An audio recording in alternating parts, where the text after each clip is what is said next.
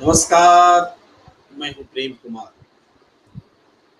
One nation one election, Narendra Modi सरकार ने बहुत जोर से ये ढोल बजाया है और ये ढोल फट गया लगता है। मोदी सरकार का ढोल फट गया लगता है। कैसे फट गया है ये जानने में आपकी रुचि होगी, जरूर बताते हैं। लेकिन वन नेशन वन इलेक्शन ये जुमला क्यों है, ये बात क्यों है, किसकी कीमत पर है, कैसे होगा। बहुत सारी पार्टियों ने पहले इस पर सहमति दी थी कि हाँ वह होना चाहिए। आपसे भी पूछेंगे तो आपको लगेगा हाँ होना चाहिए। लेकिन कोई काम जब हम करते हैं वो भी देश के पैमाने पर, पैन इंडिया लेवल पर, तो उस काम का फायदा क्या होगा, उसका नुकसान क्या होगा। जो व्यवस्था है उसको बदल कर हम नई व्यवस्था लाने जा रहे हैं, तो क्या नई व्यवस्था पुरानी व्यवस्था से अच्छी होगी। ये सारे सवाल हैं जिसका उत्तर पॉजिटिव मिलना चाहिए, तभी हम इस व्यवस्था को ग्रीन सिग्नल देते हैं। वन नेशन वन इलेक्शन कहते हैं कि जब आज़ादी के बाद पूरे देश में चुनाव का दौर शुरू हुआ 50 के दशक में, तो 60 के दशक तक ये दौर चला। लेकिन फिर उसके बाद अलग अलग समय पर चुनाव होने लग गए। तो क्या माना जाए, इसका मतलब क्या है। एक मतलब तो ये है कि भारतीय जनता पार्टी की सरकार ये मन बना बैठी है कि वन नेशन वन इलेक्शन होना चाहिए। बाकी कमेटी में भी सारे जो मेंबर्स हैं उन सबके रूख भी पहले से क्लियर हैं। तो ये जो होना चाहिए बोल रहे हैं, तो एक बात जो पहले फेल हो चुकी है, लागू हुई नहीं रह सकी, उस फेल हुए मॉडल को हम दोबारा क्यों लाना चाहते हैं, ये बड़ा सवाल है। हमें उत्तर देना पड़ेगा, उत्तर खोजना पड़ेगा, तभी तो समझेंगे कि one nation one election better है। अगर ये बेटर होता तो इसको खत्म ही नहीं होना चाहिए था। अब बाबरी मस्जिद गिर जाएगी और उत्तर प्रदेश की भारतीय जनता पार्टी सरकार जो उसको गिरने दे रही थी, जो शपथ पत्र में दे करके, हलफनामा दे करके कोर्ट में कह रही थी कि हम गारंटी लेते हैं, तो उस सरकार को बर्खास्त नहीं होना चाहिए क्या। उदाहरण मैंने एक दिया क्योंकि पॉपुलर उदाहरण है, आपके दिमाग में आएगा। हम ये तो मान नहीं सकते कि जितनी भी सरकारें बर्खास्त हुई सब गलत ही तरीके से हुई, अलोकतांत्रिक तरीके से ही हुई। कुछ तो उसमें सही हुई होंगी। कई बार ऐसा भी हुआ कि सरकार बर्खास्त की गई लेकिन अदालत ने उसको रीस्टोर कर दिया। उत्तराखंड उदाहरण है। हरीश हरीश जी की सरकार, हरीश रावत, उनकी सरकार बहाल कर दी गई थी। बीजेपी की सरकार ने उसको राष्ट्रपति शासन में दिया था। तो ये सारी चीजें हैं। इसको देखते हुए जो एक वन नेशन वन इलेक्शन का सिस्टम था वो बदला, तो वक्त के हिसाब से चुनाव अलग अलग समय पर होने लगे। आज जब हम उसको फिर से वन नेशन वन इलेक्शन पर लाना चाहते हैं, तो हमें कौन कौन से समझौते करने पड़ेंगे, ये देखे बगैर इसको हम हाँ कैसे कह दें, इसको इससे सहमति कैसे जता सकते हैं। क्या मान लीजिए उत्तर प्रदेश का विधानसभा चुनाव अभी 2022 में हुआ है, अगला चुनाव 2027 में होना है।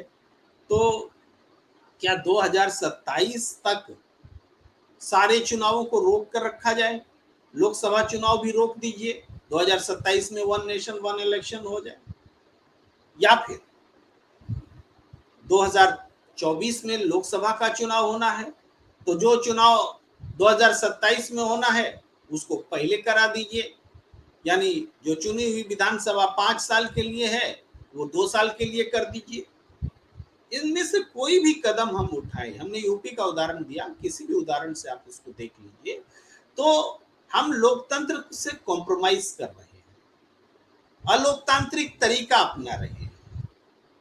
तो अलोकतांत्रिक तरीका अपना करके क्या किसी भी मूव को हमें सही ठहराना चाहिए? ये सारी बातें हैं, क्वेश्चन हैं। कुछ लोग इसमें जाहिर बात है कि वन नेशन वन इलेक्शन होगा तो बहुत सारे सुझाव भी होंगे, दूसरे देशों से भी हम सीखेंगे, तभी हम ऐसा कर सकते हैं।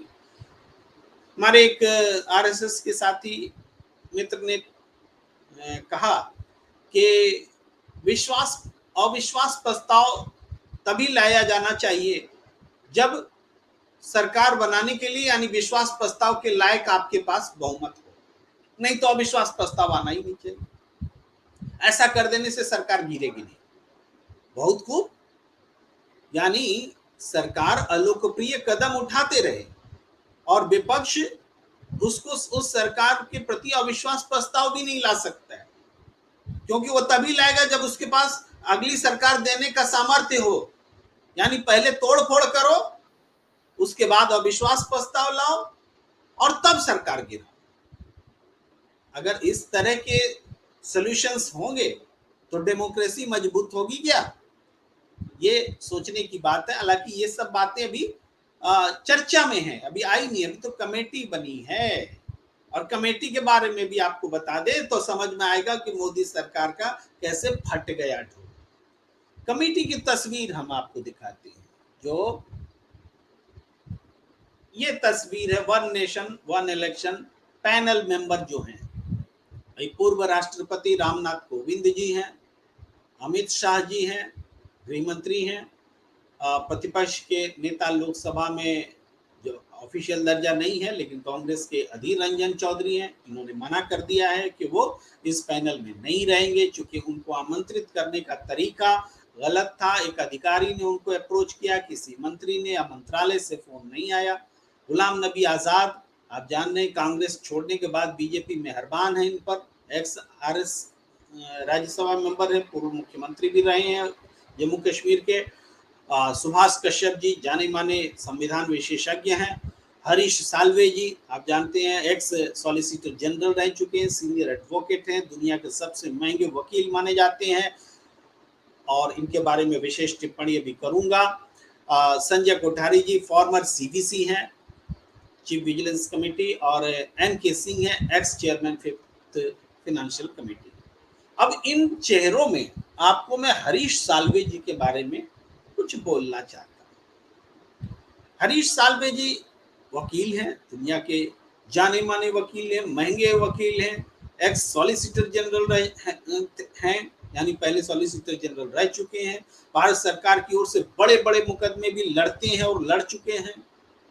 अब इनका काम अपराधी को संरक्षण देना तो नहीं हो सकता, लेकिन जो भगोड़ा ललित मोदी जिसको हिंदुस्तान की पुलिस खोज रही है, वो भगोड़ा ललित मोदी जिनके बारे में नाम लेने पर राहुल गांधी की सदस्यता चली गई लोकसभा की, जिस पर अदालत में मामला पेंडिंग है और फिलहाल वो रिस्टोर है, लेकिन वो ललित मोदी डांस कर रहे हैं, शराब पी रहे हैं, शादी में शामिल हो रहे हैं, किनके?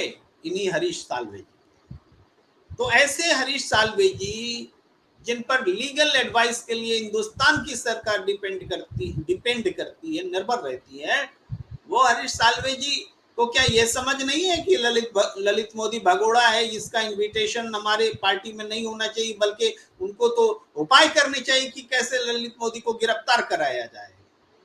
इसके बजाय हिंदुस्तान से वफादारी दिखाने के बजाय हिंदुस्तान से गद्दारी ये कर रहे हैं हरीश साल्वे।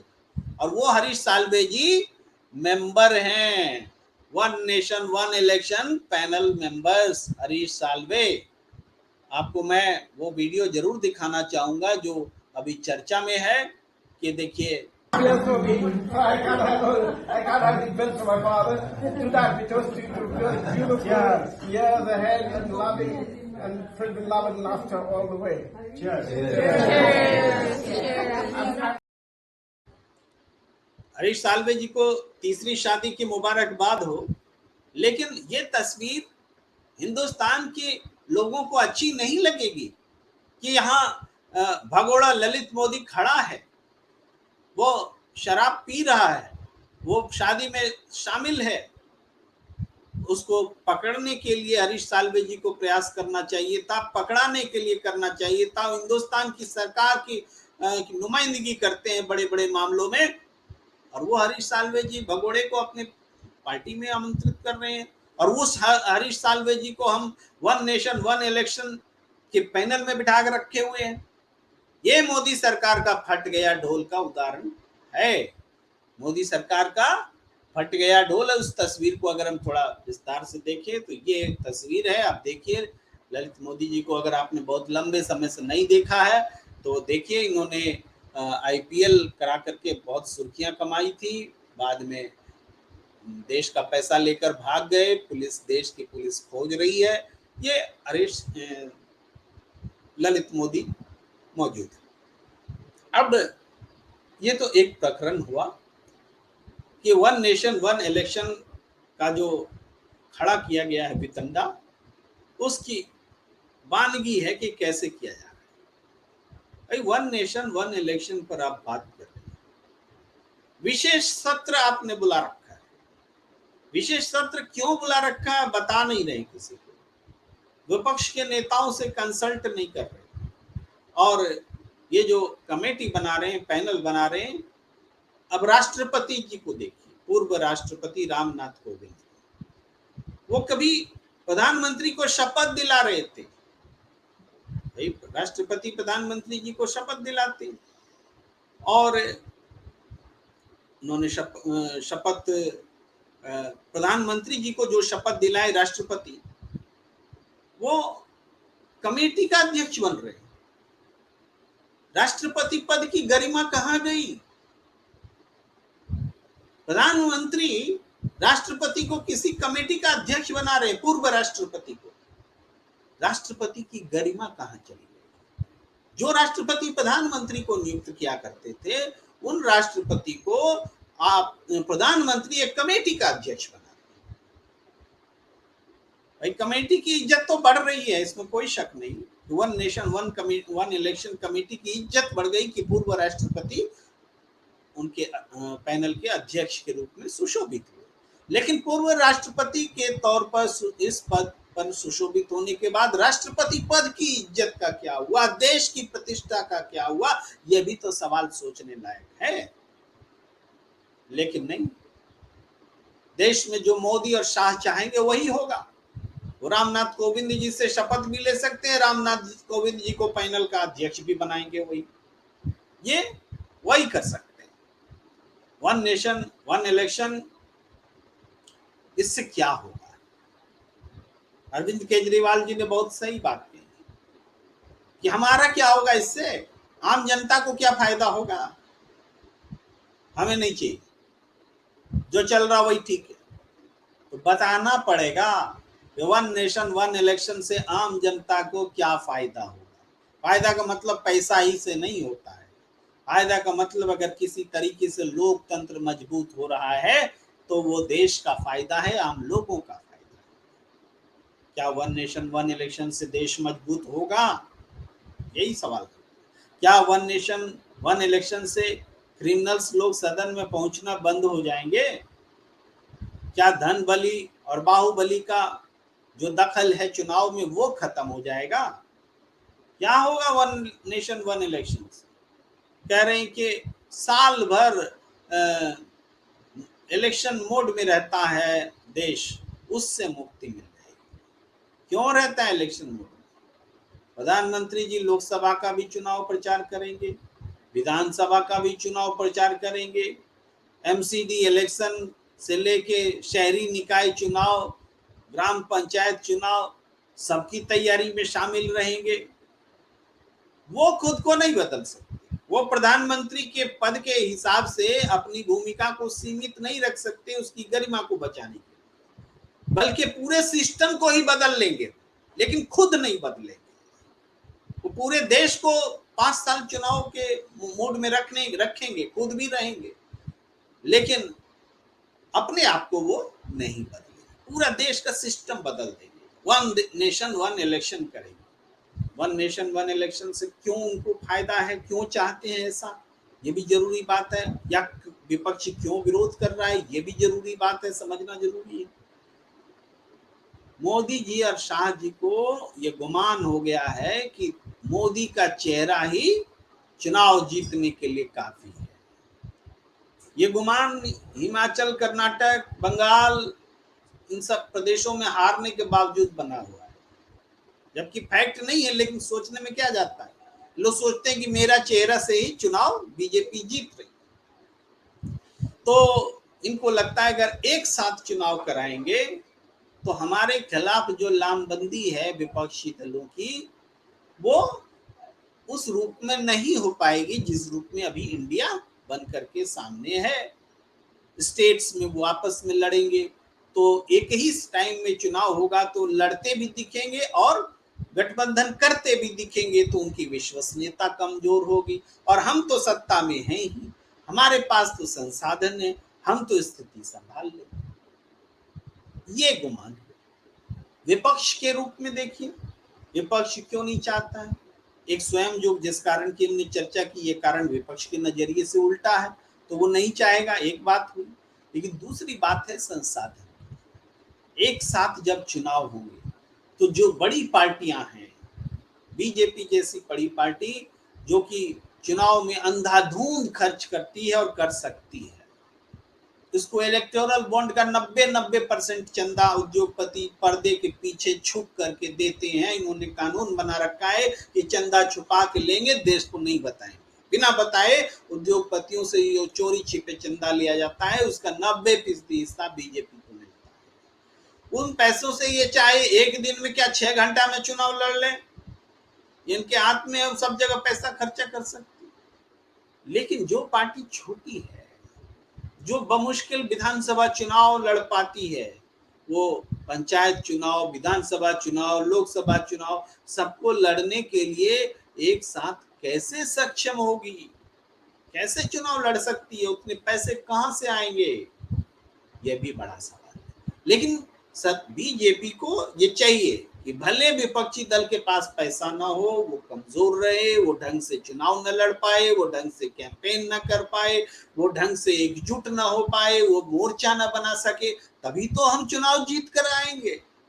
तो चुनाव जीतने के लिए हथकंडा बन करके सामने आया है वन नेशन वन इलेक्शन। इसमें कोई देश का भला छिपा हुआ है, ऐसी बात नहीं कि पैसा बच जाएगा देश। डेमोक्रेसी मजबूत होगा, यह जरूरी है कि पैसा बचाना जरूरी है। पैसा तो तुम लुटा रहे हो उद्योगपतियों पर, उनके एनपीए माफ कर रहे हो, उनको देश से भगा रहे हो, भगोड़ों को मदद कर रहे हो। पैसा तो वहां बचाना चाहिए, लेकिन नहीं, पैसा यहां बचाएंगे जहां डेमोक्रेसी से कॉम्प्रोमाइज करना पड़ेगा। डेमोक्रेसी को कॉम्प्रोमाइज करके अगर पैसा बचाने का तर्क दीजिए या कुछ भी कीजिए, हम इसको स्वीकार नहीं कर सकते। यही इस देश के लोगों की मान्यता है कि डेमोक्रेसी पहले होना चाहिए, मजबूत होने की गारंटी होनी चाहिए। और मैं कहता हूं कि देश में 118 करोड़ एलिजिबल वोटर्स हैं। एलिजिबल वोटर्स मतलब जो लोग वोट डालने योग्य हैं, लेकिन वोटर लिस्ट में कितने का नाम है? 94 करोड़। तो बच कितने गए? 18 से 24 करोड़ लोगों का नाम वोटर लिस्ट में नहीं है। आजादी के 75 साल बीत चुके हैं, अमृत काल चल रहा है। तो चुनाव सुधार यहाँ पहले होना चाहिए ना, कि सबका नाम तो कम से कम वोटर लिस्ट में शामिल करो।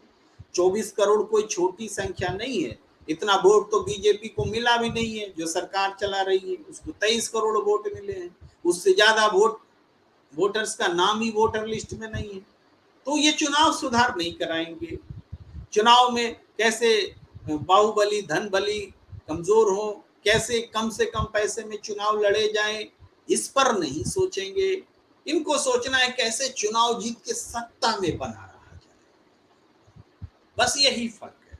अगर इस बेसिक बात को समझ ले कि सत्ता में रहने के लिए चाहिए वन नेशन वन इलेक्शन, या लोकतंत्र को मजबूत करने के लिए आपको वन नेशन वन इलेक्शन या कोई भी कदम उठाना जरूरी है। अगर लोकतंत्र प्रायोरिटी पर होगा तो हमारे सोचने का तरीका बदल जाएगा, अगर सत्ता प्रायोरिटी पर होगी तो हमारे सोचने का तरीका यही रहेगा जो दिख रहा है कि मनमाने तरीके से पैनल बनाएंगे, भगोड़े को अपनी शादी में निमंत्रण देने वाले वकील उस पैनल का सदस्य होंगे, उस भगोड़े को फंसा जेल में डालने के बजाय, पुलिस के हवाले करने के बजाय वो उस भगोड़े को दावत खिला रहे होंगे। ऐसी ही कमेटी बनेगी, ऐसे ही वन नेशन वन इलेक्शन की बात होगी। इसीलिए वास्तव में जो तस्वीर हमने दिखाई है उससे पोल खुल गई है, मोदी सरकार का ढोल फट गया है और वन नेशन वन इलेक्शन के पीछे कुत्सित इरादे जो हैं वो सामने आ गए हैं।